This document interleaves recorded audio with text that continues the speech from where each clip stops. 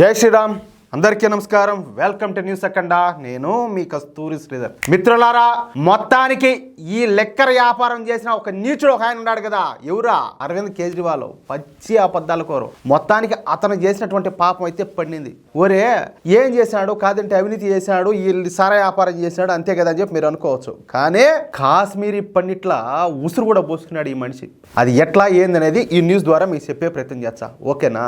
News ఏ మాత్రం కూడా miss అవ్వద్దు. Okay please. మీకు కాశ్మీరీ పండిట్లు అంటే తెలుసు కదా, కాశ్మీరీ లోయకు చెందినటువంటి కాశ్మీరీ హిందువులు అన్నమాట వాళ్ళు.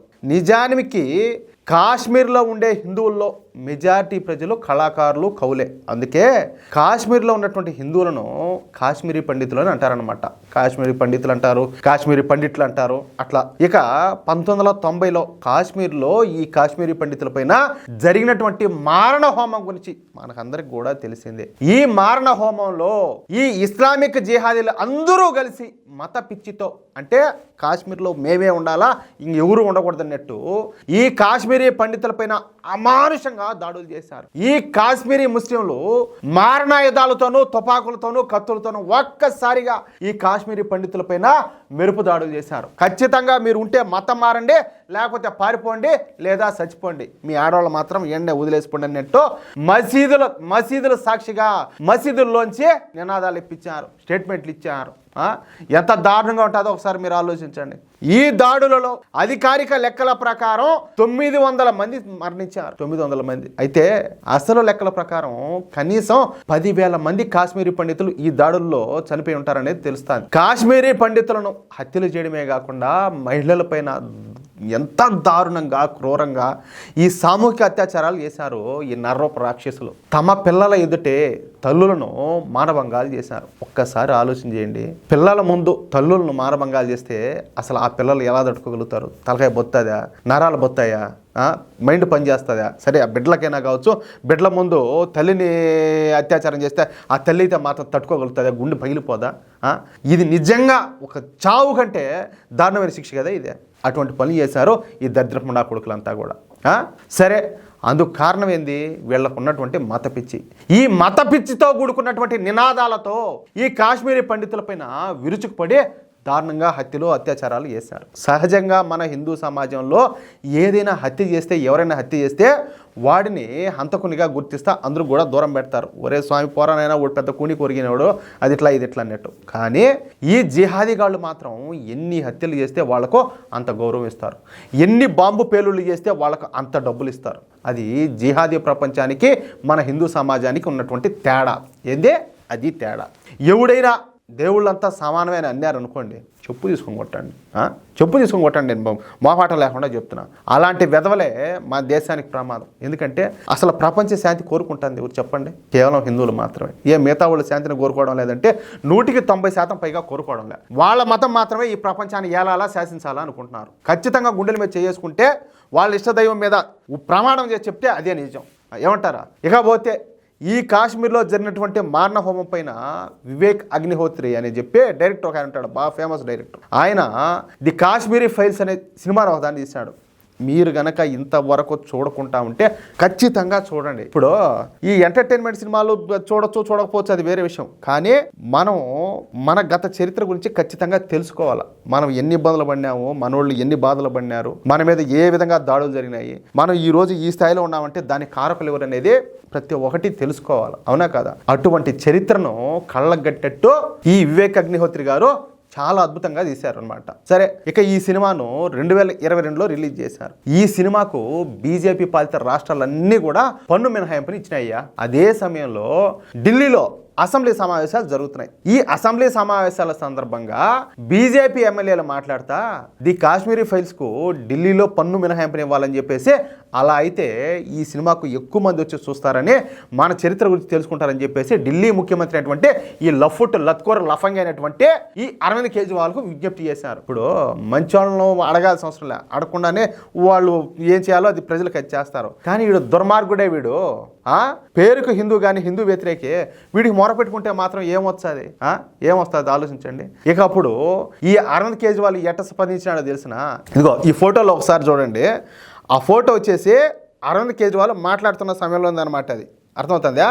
ఇక ది కాశ్మీరీ ఫైల్స్ సినిమా విషయంలో కేజ్రీవాల్ పెద్దగా నవ్వుతా, అదొక వెట్టకారంగా ఎగతాళిగా నవ్వుతా, నేను కాశ్మీరీ ఫైల్స్ సినిమా అయితే నేను చూడను, ఢిల్లీ ప్రజలు నేను చూడాలని కూడా నేను కోరుకోను, అసలు అందులో ఎంత నిజం ఉండదో కూడా నాకు తెలియదు అన్నాడు. తెలీదా నీకు నిజంగానే, లేకపోతే జనాలు ఏరు పుష్పాలు అనుకుంటున్నావా? చూడండి వీడు ఎంత ఢిల్లీ ప్రజలైతే మెట్టుతో కొట్టినట్టు సమాధానం చెప్పినారు వీడికి, మామూలు గొట్ల మూతి పళ్ళు రాలి పెట్టేట్టు వీడి పాపం పండింది, అనుభవిస్తాడు, ఇంకా ఖచ్చితంగా అనుభవిస్తాడు. వీడు చెప్పడము, నేను కాశ్మీరీ ఫైల్స్ సినిమాకు పన్ను మినహాయింపునైతే నేను ఇవ్వను, కావాలంటే మీరు ఈ కాశ్మీరీ ఫైల్స్ సినిమాను యూట్యూబ్లో రిలీజ్ చేయండి, అప్పుడు అందరూ కూడా చూస్తారంట. కాశ్మీరీ పండిట్లను అపహాస్యం చేస్తా, వాళ్ళను తక్కువ చేస్తా అతి దారుణంగా మాట్లాడినాడు.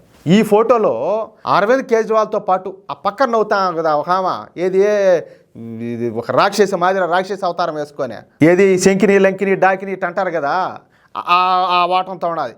ఈవిడ గారి పేరు వచ్చేసి రాఖీ బిర్లా.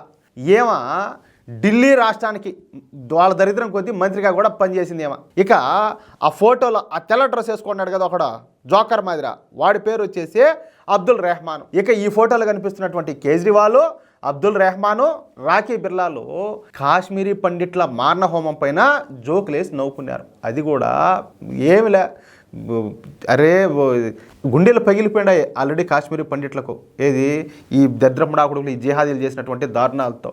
కనీసం వాళ్ళు బాధపడతారని కూడా లేకుండా పెద్దగా నవ్వుతా, ఏది బ్రహ్మరాక్షసులు నవ్వినట్టు నవ్వుతా ఈ కాశ్మీరీ పండితులను ఎగతాళి చేసినట్టు ప్రవర్తించినారు. కట్ చేస్తే ఇప్పుడు వస్తున్నటువంటి ఎన్నికల ఫలితాల్లో ఈ ఆమ్ ఆద్మీ పార్టీ చీఫ్ అయినటువంటి అరవింద్ కేజ్రీవాల్ గారు దారుణంగా ఓడిపోయినాడు. అది కూడా ఒక సాధారణ బీజేపీ కార్యకర్త చేతిలో ఈ అరవింద్ కేజ్రీవాల్ ఓడిపోవడం ఇక్కడ ప్రతి ఒక్కరు కూడా గుర్తుంచుకోవాల్సిన విషయం. ఇకపోతే ఈ పోటీలోని రాఖీ బిర్లా కూడా పోటీలో అసలు లేనే లేదు, 3వ ప్లేస్కి పడిపోయింది. ఇకపోతే ఈ జోకర్ ఉన్నాడు కదా తెల్ల డ్రెస్ వేసుకొని, ఎవరు అబ్దుల్ రెహమాన్, ఈయన గారికి అసలు డిపాజిట్లు కూడా రాలా. అది పరిస్థితి అయితే, అంటే కాశ్మీరీ పండితుల గురించి జోకులు వేసుకొని పెద్ద పెట్టును నవ్వినటువంటి ఈ ముగ్గురు కూడా ఓడిపోయినారియా. ఢిల్లీ ప్రజలు ఈ ముగ్గురికి అయితే తగిన శాస్తి చేశారు.